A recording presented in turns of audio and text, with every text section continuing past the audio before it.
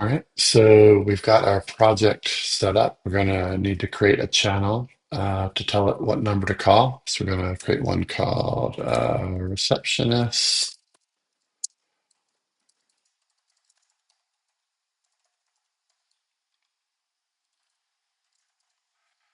The channel type is inbound because we're going to be dialing into it. Platform is retail. That's what we're using for the testing. Um, we'll use a male voice.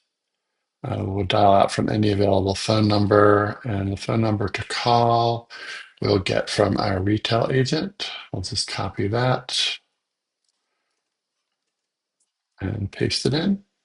And we're not going to archive it. If you want to just take it off the listings, you can check this. And we're going to create our channel. And we now have a channel selection here.